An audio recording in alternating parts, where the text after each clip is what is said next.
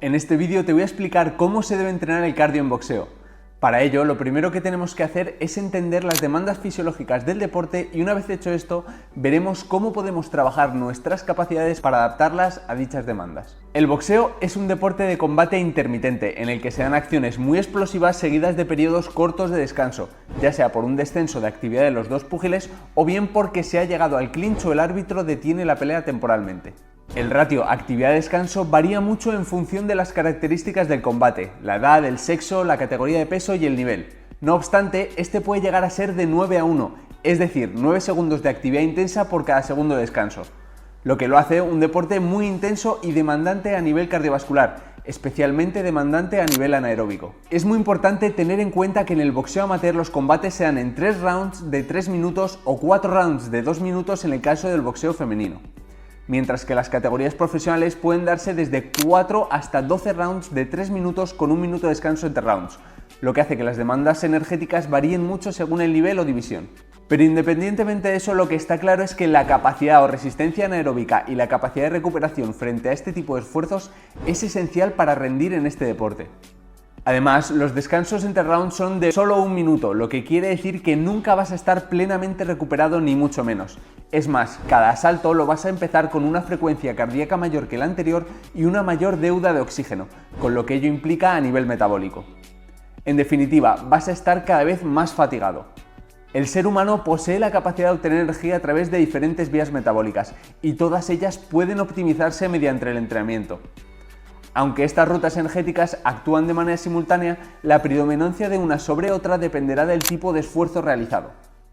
Para simplificar, podemos dividirlas en dos categorías principales, las vías aeróbicas y las vías anaeróbicas.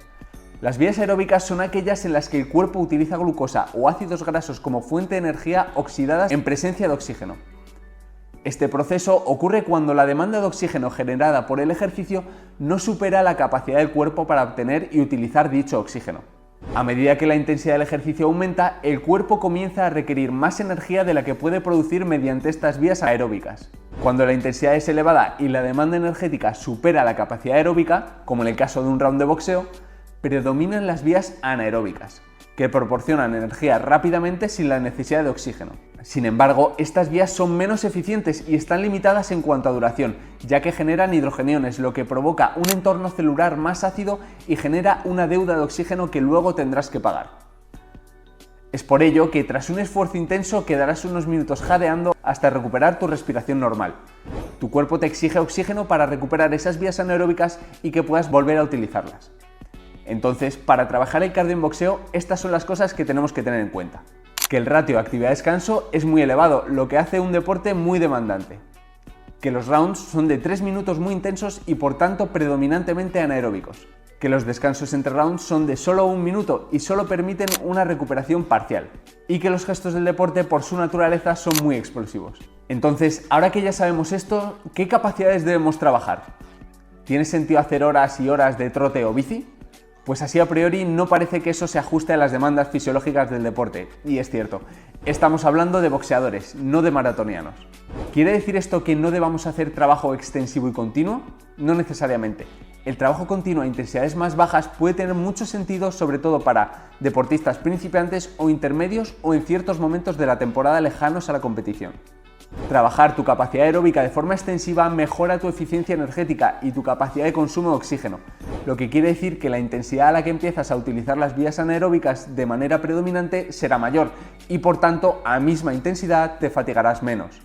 También mejorarás tu capacidad de tolerar y revertir la acidosis metabólica de la que hemos hablado antes. Además, este tipo de trabajo supone menos carga neuromuscular que el trabajo anaeróbico, e incluirlo en tus planificaciones puede ayudar a reducir la carga total de entrenamiento. Ahora bien, no te pongas a hacer medias maratones o maratones, esto no tiene ningún sentido. Se ha visto que los boxeadores de élite están muy lejos de tener la capacidad aeróbica de un atleta de resistencia. Tienen la justa y necesaria para el deporte que practican. No tienes que salir a correr 15 kilómetros o estar 2 horas en la bici. El trabajo continuo se puede hacer con circuitos, pegando ligero al saco, con comba o con un montón de ejercicios más adaptables al boxeo. Esto con respecto al trabajo aeróbico, pero ahora vamos con la capacidad anaeróbica. Una vez tengas una capacidad aeróbica aceptable y cierta base de fuerza específica, sin duda deberás aplicar estrategias interválicas de alta intensidad. Como todo, se debe adaptar a las demandas del atleta, tanto la duración e intensidad de los intervalos como las características de los descansos. Si estás entrenando la capacidad que no la potencia anaeróbica, te interesará que los descansos no sean plenos. Deberás empezar el siguiente intervalo con cierto grado de fatiga. Y en cuanto a los intervalos de trabajo, ya lo hagas con sprints, airbike para quitarle los impactos, sparring, saco, circuitos o PAOs, la intensidad debe ser muy elevada de acuerdo al tiempo de duración de dichos intervalos, que idealmente serán de entre 30 segundos y 2 minutos. Si son más de 2 minutos, seguramente fallarás por el lado de la intensidad y no estarás trabajando esta capacidad anaeróbica. El número de intervalos puede variar mucho dependiendo de lo que busque cada deportista, pero por poner un rango, para trabajar esta capacidad no debería ser ni menos de 5 ni más de 12. Un ejemplo sería un total de 8 rounds intercalando 1 minuto golpeando al saco a máxima velocidad y 1 minuto de sparring con el compañero, descansando activamente 1 minuto entre rondas. Es importante decir que en un entrenamiento de boxeo también estás trabajando tu sistema cardiovascular de forma más o menos específica, pero hay que considerar la carga a la que te expones. Por último, me gustaría hablar de la técnica.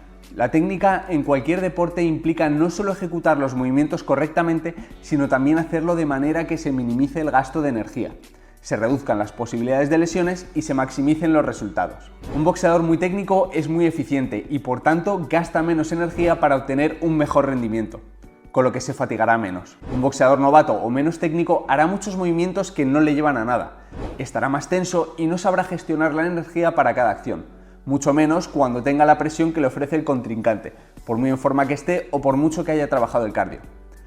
Así que si lo que quieres es rendir a un mejor nivel, el trabajo técnico es lo primordial. Hasta aquí el vídeo, espero haberte ayudado a entender un poco mejor cómo debes trabajar el cardio para boxeo. No dejes de entrenar y nos vemos en el próximo.